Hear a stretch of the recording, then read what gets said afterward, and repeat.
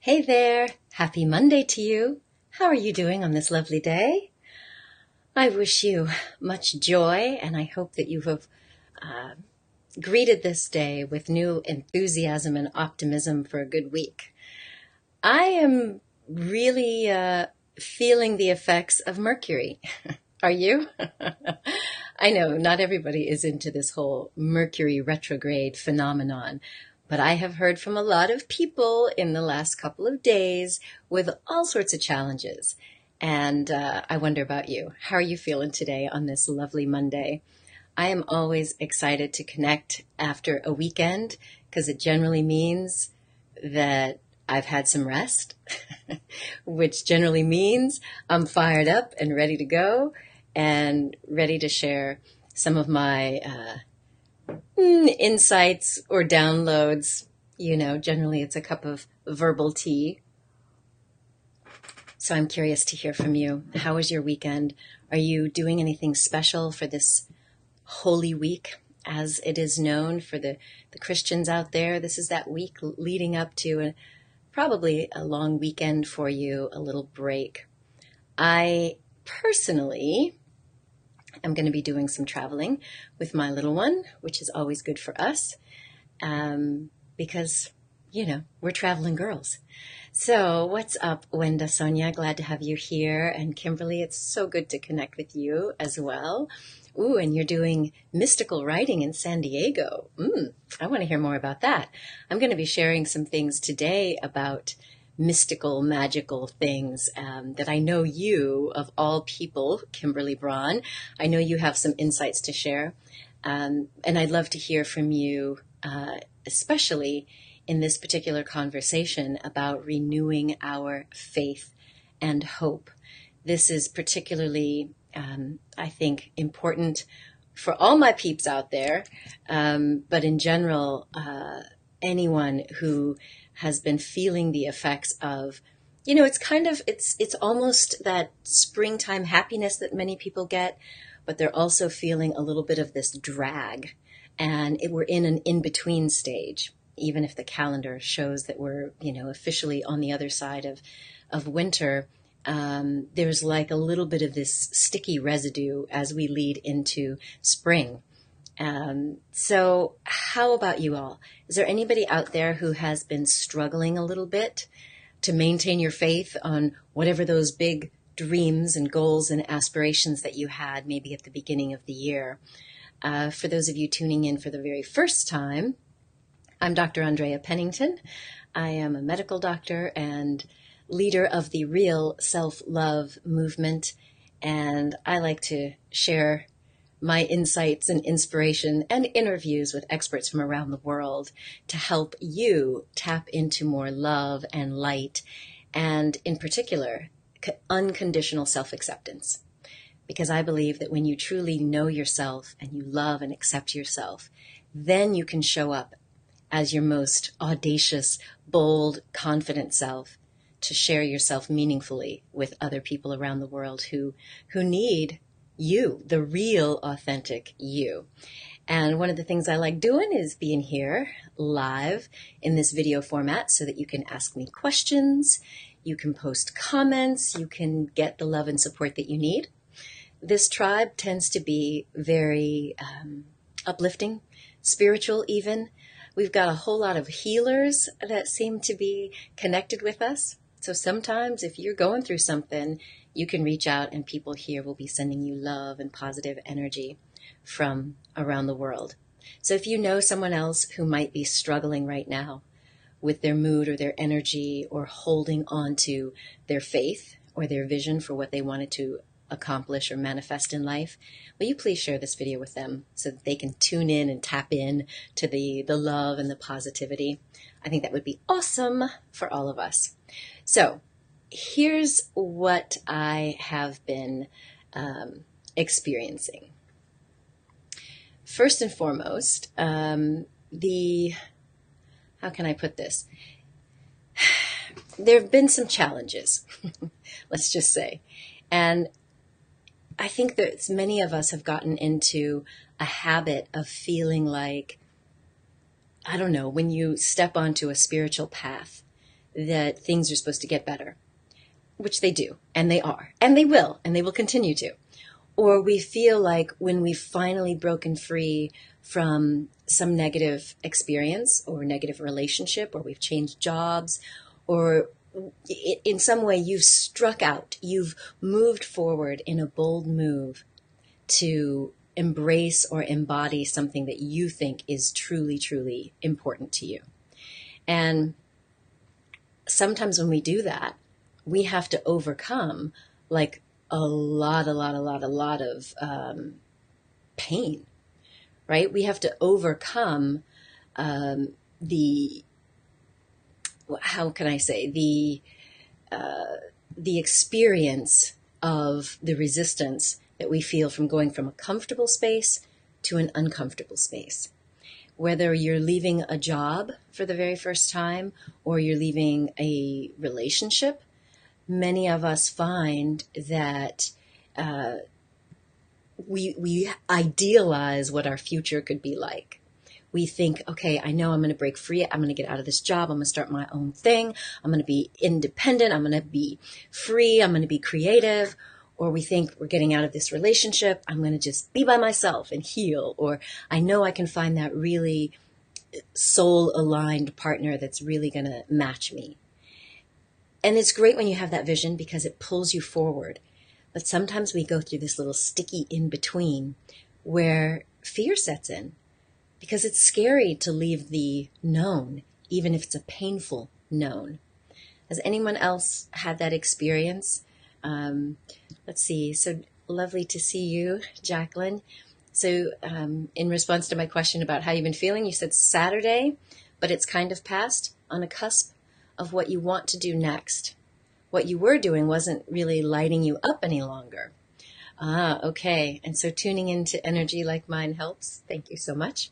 That is why I'm here. That is why I show up.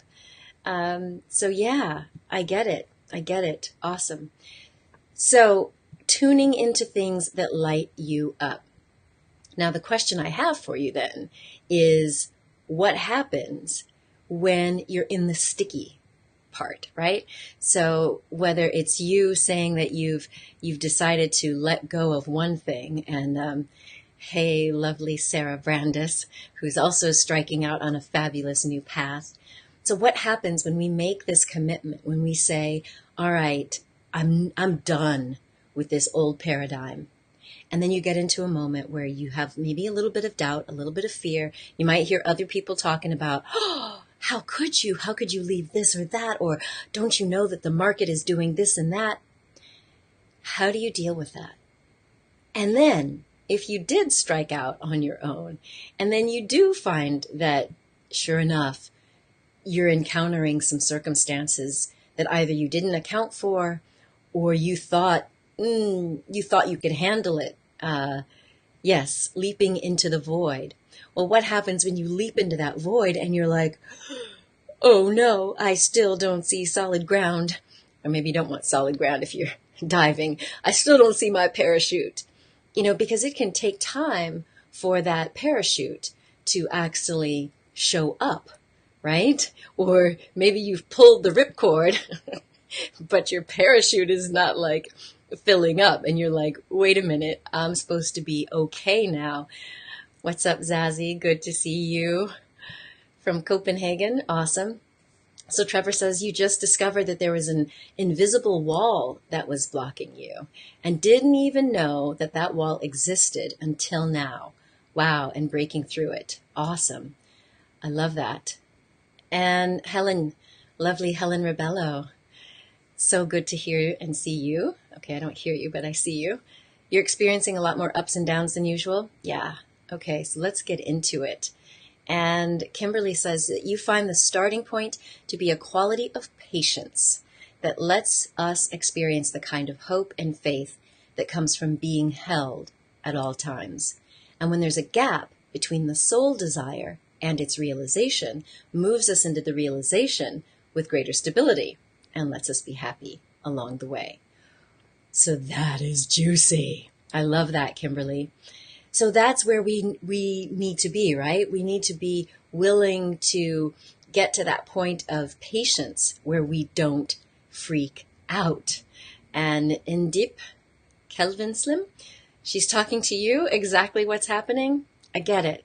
So this is what we have to think about, is when you get into that jumping into the void, or in my case, when the rug was pulled out from underneath me and I felt myself floating recently, we get into a moment where sometimes we may panic. But I love the way that you've verbalized that, Kimberly. It's a matter of patience and sticking with the beingness. And one of the things that I found was recently really, really helpful as I was talking to someone else who was also going through one of these moments. It was, okay, we could sit here and we could look at the quote unquote facts, the evidence in front of us of everything that looks scary, of everything about the marketing and their opportunities and all of this stuff, right? We could look at the hard facts, as someone might say. And we did. And we said, okay, so let's just make a list of what appears to be real. It just appears. But faith is the evidence of things unseen. So I said, let's just move over to this other space. And let's talk about what you know. There's market forces that may appear real, and they may apply to you or not, but what do you know? And as we started to look through some of the past realizations that she's had, she could tell me story after story after story of when she got these little nudgings, she got this little hint, this little intuition, or as we call them, downloads. She literally had a download, she believes, that came from a divine source. And as I asked her to describe it to me, she said, wow, when I came out of meditation, I had this very clear, strong sense of what Kimberly just said, of being held. She said, I felt like there was this energetic presence saying, you're not going to fall. And she said the other thing that really struck her, besides that sense of being held, was there was a sense of sureness that her path, even though she couldn't see all of the steps, but she had a sureness that her path was going to lead her to what she really wanted to experience. So for any of you that have tuned into the Diamond Life Design Masterclass or read it in my book, I talk about in I Love You Me that there's this process that we use called the Diamond Life Design Framework, where you first really get in touch with all the feelings and the values that you want to experience in life, so that you really have kind of like a clean slate of what your life really would be like if you were living at your best and operating at your best, if you were the human being, not the human acquiring or doing. And when she looked back over her notes and she started to just tell me the words that she had written at the top about the ultimate feelings, and what came up was a sense of confidence. It was a sense of sureness that she was living her purpose. And so when we compared what she had written on her diamond framework, and she contrasted that with what came up in this download from her meditation, she said, yeah, that sense of sureness, that even though I couldn't see where the full path was going, I had this sense of being able to be me, like fully utilizing my gifts, like fully like rocking it in this new area of her life. And I said, I want you to hold on to that, because if we believe, like the lovely Helen says, we are always held in a loving matrix. That's what the divine gave her in that meditation. It was like, you're being held. And then she had this sense that whatever this path was that she was being guided to, that she was going to be safe and okay. So she felt that, she experienced that, she got that in a download, which might be kind of mystical to some people. It might be kind of, spiritual, but she felt it. And then when we went back to, again, this diamond framework and really looked at when she got really clear about what she wanted to feel in life, how she wanted to be in life, they totally matched up. And I said, all right, if you believe, this is always where the faith comes from, right?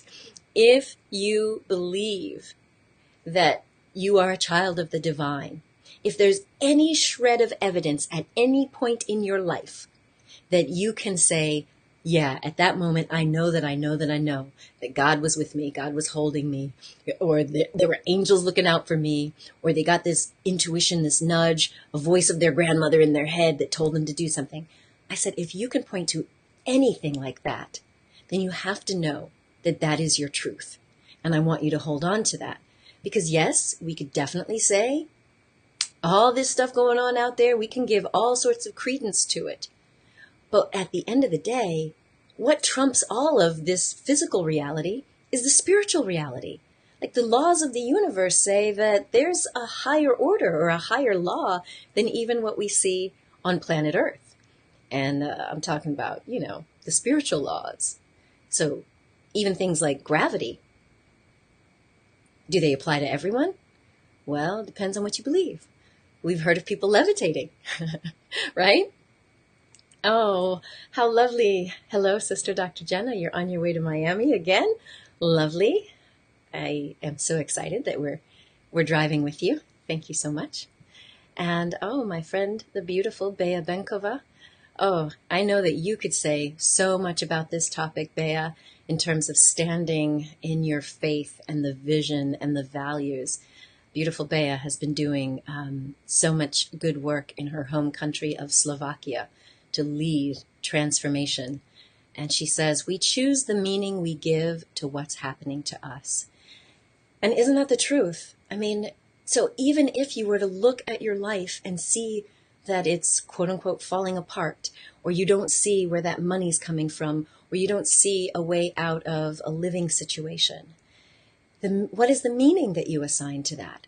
Is it the meaning that, oh, I'm wrong, I need to give up, or oh, this just isn't going to work, or could there be another meaning? This is what I want to invite us to talk about today, is that if we could, I don't know, just be willing and open-minded to entertain this possibility, then I think many of us would feel better about ourselves. So Sarah says, you feel better with leaping in the business sense.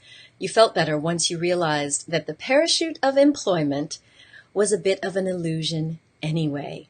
There's no such thing as total security. Life is all about changing and resilience. Oh, wise words from you, Sarah. And isn't that the truth? I mean, we live in an impermanent world. And yet, as humans, we're kind of conditioned to always try to search for that security. And then when we think we found it, we cling to it. Whether that's a job or it's a relationship or it's a place on the earth, personally speaking, it's so true that everything in life is always changing. And there is no such thing as total security, because ultimately you will get old, you will eventually die. So if we think that this job is going to prevent me from dying, okay, it may put off the time to withering away if you have adequate, supplies. But it's really about us being mindful of when we allow our mind to go down that rabbit hole of negativity. And so I would just invite you to look over your own life. Look over your life for the clues and the cues. So are there any little clues in your life where you can tell that there was a divine or spiritual leaning or leading or a holding? Can you see any times in your life where you felt like you were falling apart or that you might fall down, and yet you were held, you were supported? Like, go back to childhood, or just go back over the last 12 months. Can you see any evidence for that? And if those are the clues that maybe there is this universe that's always divinely holding you, then perhaps you can trust that even in the times when you're feeling a little shaky.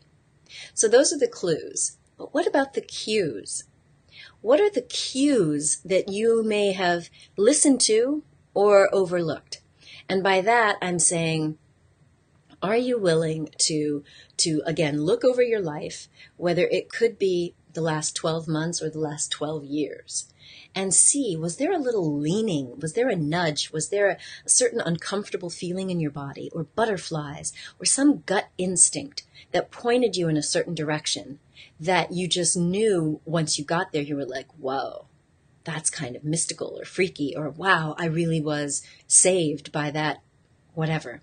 Has that experience happened to anyone? So type in if it has. Hello, Greta. From the Norwegian mountains. Lovely to have you here amongst us. And the beautiful Dr. Gail Friend, one of our real self-love leaders and an author in the book, Time to Rise. So you say this is happening and you're willing to see it in a different way or think a different thought. I love it. And that's what I think is what we have to be willing to do, even though maybe 2 months ago, 2.5 months ago, you kind of like created your vision for the year. You have to be willing to see things in a different light. I'm always reminded of this line from the movie The Matrix. So Sonia says, yes, you've had that feeling. Awesome. And it's funny because when I think back on this line from The Matrix, hello, Taz. So good to have you here. One of our shamanistic experts, as well as in the personal development world. Good to have you. And one of our real self-love leaders. So Taz, I wonder if you remember this line from The Matrix, because I know that you are kind of like an oracle as well, having helped me out along my crazy road. So do you remember this scene from the movie in The Matrix where everyone is telling Neo, the character played by, I just blanked on his name. Anyway, so Neo is being told that he's got to go see the oracle, and she's going to, give him some wisdom. And he does. He goes, and basically the oracle's like, yeah, you're cute, but you're not too smart, and you're not the one. Sorry. So everyone was like thinking that he is the one, and yet the oracle just told him, no, you're not going to be the one. And he left thinking, wow, okay, I'm kind of off the hook. But as it turns out, later, he arrives at his own conclusion. He had his own epiphany, his own awakening, his own vision and sight, recognizing through the Matrix. And confession time, Taz Thornton has not seen The Matrix. No worries. You'll still get this line, I'm sure. So he went back after realizing that indeed he is the one who's going to be able to save Morpheus and, save the day. He goes back to the oracle and says, what gives? You told me I wasn't the one. And she said, I only told you what you needed to hear. Like, wait, what? She's the oracle. Wouldn't you expect that she would only speak the truth, right? Or try to convince him, this is your truth, this is your destiny. And that line, I know it's kind of inconsequential, but it's stuck with me because I've been able to look over my life and see that I had these little clues that led me on my path, and little cues that I either followed or didn't listen to, that have also led me on my path. And there were times that along my journey, I got to this road or this piece of my journey where I thought, this is it. Oh, I'm here. This feels right. I'm totally invested. And then a little while later, I'm like, I'm kind of done with that. And I realized that part of it was because I just needed to take that step to get a piece of the learning or a piece of the puzzle that led me on my next piece of my journey. Now that's about being willing to see things like Dr. Gail said, in a different way and with a different light. And it's, it can be trippy, right? So beautiful Bea says, in your experience, the clues are there. The question is whether I am aware and willing enough to see them. And ain't that the truth? Are we willing to open our eyes? And Carol Fisher-Taylor, one of our authors from Time to Rise, says, yes, August 22nd, 2011, when you were diagnosed with breast cancer on the same day that your divorce became final, you felt wrapped in a blanket of love. Oh, I love that. So nice that you had that experience of being held. Awesome. And Elaine Mercedes Mendoza. So you've had about 100 roaches around you, and it was an unusual experience. Wow. Clearly an inexplicable message. Most freaky experience ever. So I got to know, was there like an outcome from that that opened your eyes to something? I've been doing a lot of dream analysis lately, and I'd be curious to know if there's anybody out there who knows anything about that. Sinitra says, it happened at the moment that you were about to give up and reached out to me. Oh, and you truly had a mindset shift. And with my counsel, you began to see life in another light. Oh, I'm so glad. I'm so glad. I'm so glad to hear that, Sinitra. And I love having you here in this community. And the beautiful Helena Chantal Friis Philipsen from Denmark, my partner in the Real Self-Love movement, keeping an open mind and practicing some serious non-attachment here. I am so with you. And that's kind of the message of the day. It's like that space of being open and willing to look at things in a new way, with new eyes, means we cannot be attached to the version of ourselves or the version of our mission of yesterday, unless and until, again, you get that sense that you're not meant to let go, which means, again, you're not looking necessarily at the outside world, but you're connecting within. And Trevor says, you see the evidence of being held by the divine. The cues were from your body reacting in a negative way, and you didn't listen. And you are more cued into your body now for positive and negative body cues. Awesome. And that's it. The body, can really tell us what's going on. If you really think of your body and even your brain as this beautiful instrument for picking up on the energy in our environments, even before our rational thinking processes kick in, our gut and our heart, which has so many neurons, picks up on the energy and vibe around us. And if you think about it, time for humans seems like it's linear, but even all the quantum physics people tell us that everything is actually happening right now. It's all omnipresent.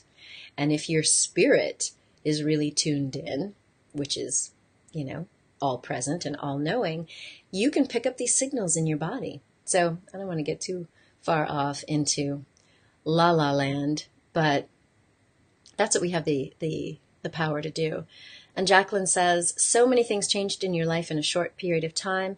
Having the ability to view it differently was such a gift, and you're not sure how you would have coped. Yes, yes, yes. And that's what this is about, right? It really is about being able to see some of these experiences as gifts without being so attached. Kimberly says, it's a very powerful moment for you too. Exactly. You find that spirit reveals in ways that help us truly surrender and shift and evolve. Thank you for sharing as well. Wonderful. So Nellie, you also say that you almost died years ago after surgery. And it wasn't until you listened to several TED Talks, including mine, that you experienced a life-changing mindset. Oh, yeah, I can dig it. Facing death or being near death is definitely what will cause many of us to finally say, I'm willing to let go. Let go of the mindset, the beliefs, the attitude, whatever those attachments are, and shift into that growth mindset that says that we can be resilient. So one of the things that I'm curious to hear from you, and yes, Taz says, time ain't linear, baby. And that is so true. And Carol says she rests in the knowing that it's all right, which is her chapter in this book, Time to Rise. It's all right. So I wonder then if you can then carry this a little bit further. So if we believe that we, going back into your own life and you look over your life for the clues that there is a divine order or a loving presence that really cares about you, that has been looking out for you, then I would say that at these moments when you're feeling really shaky and you're feeling really maybe that that you're on the verge of giving up or giving in, I would just say return to those moments where you know that you know that you know that there is a divine hand or a divine presence in your life. And revisit them and then rewrite them. Writing in your journal can be a beautiful way for you to stay connected to the things that we sometimes kind of overlook.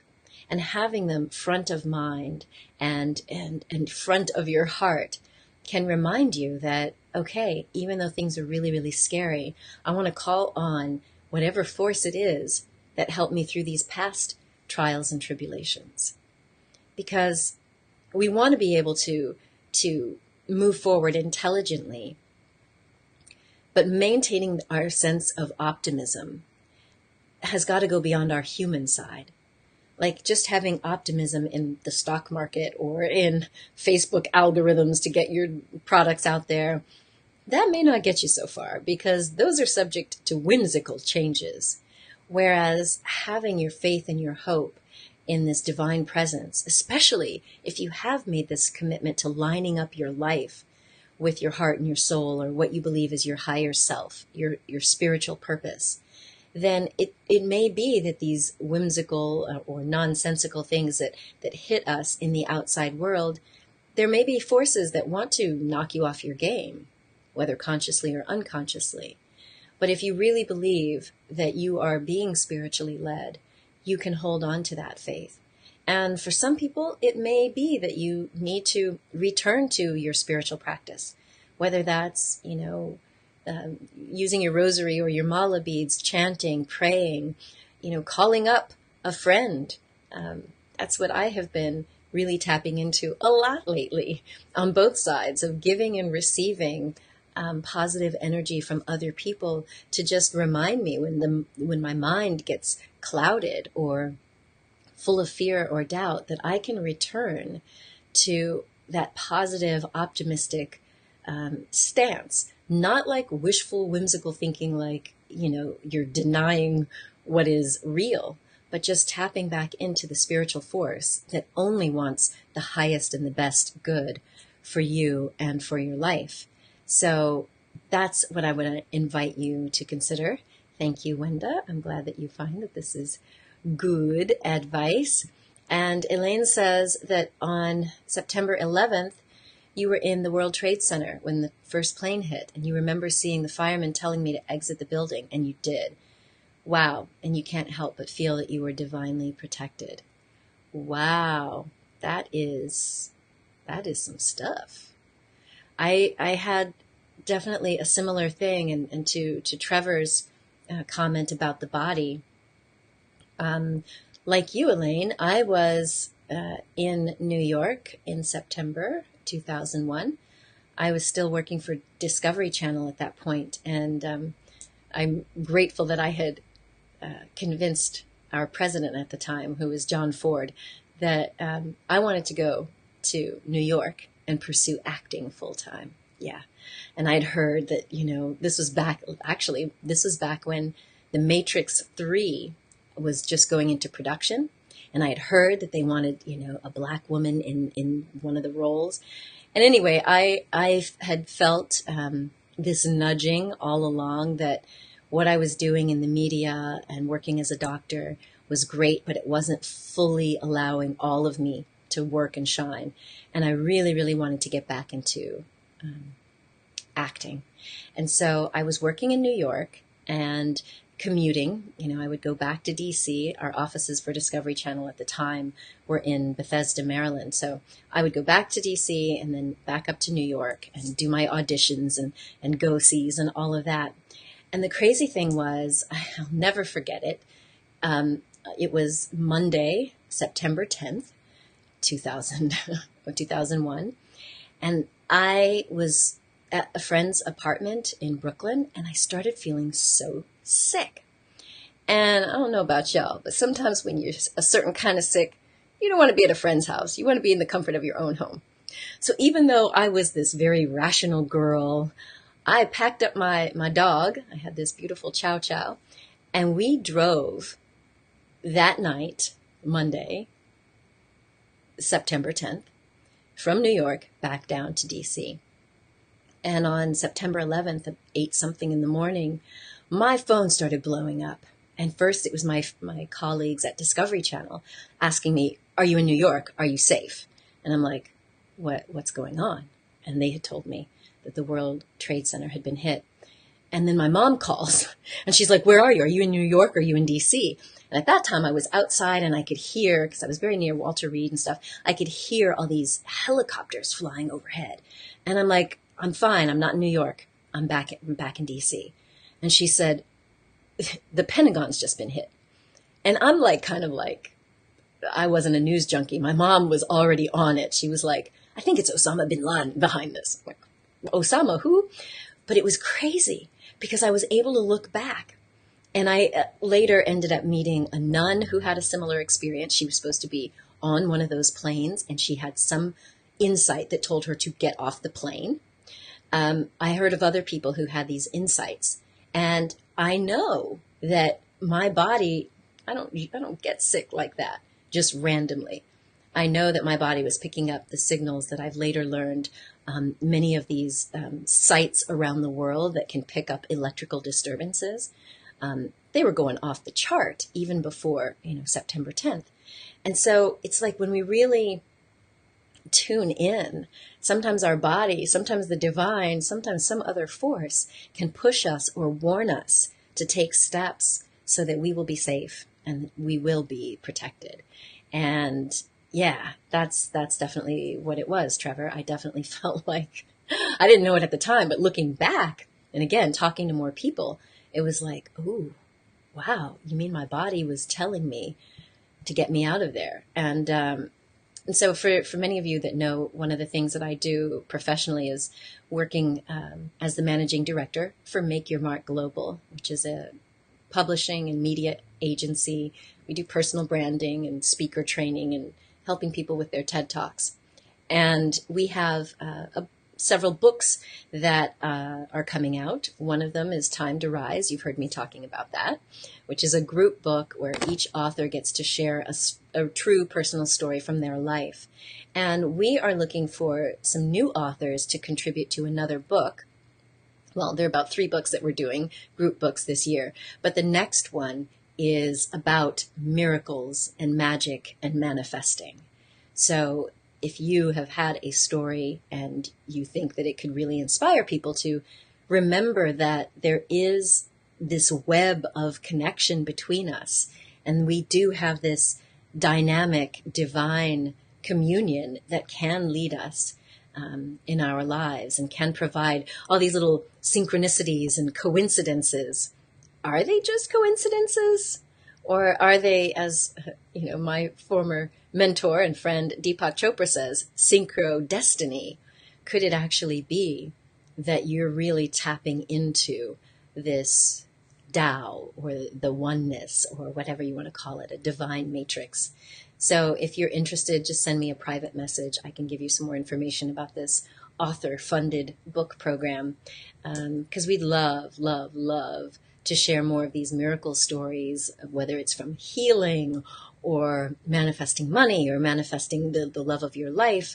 I think the more that we can share stories that uplift people and remind people that there's more to you than just this flesh and blood, I think that we'll all be so, so, so much better off. And so the lovely Taz says that Ash and you were due to be in Soho the night of the Admiral Duncan bombing. Whoa. And you both got held back late at work. Yeah. Isn't that amazing? I think it's amazing how that stuff happens, because in my case, that Tuesday, well, it could have been Tuesday or Wednesday, but I was meant to take the little train from Brooklyn and make my way to the World Trade Center to pick up my photographs from the photographer who I recently shot with. And it's just crazy to think I would have been there at World Trade Center on that Tuesday had I stayed in New York. So yes, I'm with you, Nellie. I am in with miracles. So for those of you that have experienced something, please share them with me, and I'll share more information about the book if that's something that you might be interested in sharing. And I don't know, I think for those of you that recognize that you could use a little help along this way, I want to remind you that you can join us in the Real Self-Love movement. We have a Facebook group and a bunch of resources on the web, including guided meditations, the Real Self-Love Manifesto, which you can download, and one of the authors in Time to Rise, the beautiful Joanna Soares from Porto. I don't know where anyway, one of our lovely authors actually recorded in her voice. It was so beautiful. The Real Self-Love Manifesto, which you can download if you go to realself.love. And it was so beautiful. It's almost like having your own affirmations and reminders that you're lovable and that, you are the architect of your life. So if that's of interest to you, please visit realself.love. And you can also join our Facebook group, which is facebook.com/groups/Real Self-Love Movement. All right. Well, thank you so much, Kimberly. Thank you for being here. And I do hope that Kimberly will lead us in some guided meditations. She did some amazing stuff with Helena Goldstein from the Joy Keepers Network recently. So it would be lovely, lovely, lovely to have you as well. So everyone, I wish you a wonderful, wonderful rest of your week. May you take some inspiration from this conversation and just remember that you are held in this beautiful divine matrix of love. There is some magical force, whether you want to consider it as magical or miraculous, whether you consider it God or the angels or the universe. I truly believe that you have protection and you can call on it and tap into it. And I think one of our masterclasses with the lovely Taz Thornton is going to be all about how we can maybe tap into some of those guides and protection. But, I don't want to put her on the spot. So take this information with you and know that in this community and with our Real Self-Love leaders all around the world, we are constantly sending love and light your way to keep you inspired and motivated and ready to live your true purpose. So thank you for tuning in. Please be sure to share this video with those who need it. Check us out at the Facebook group or at realself.love. So until next time, please remember that you are a gift to the world. So share your presence with passion. Much love. Bye. Have a great week. Bye, everyone.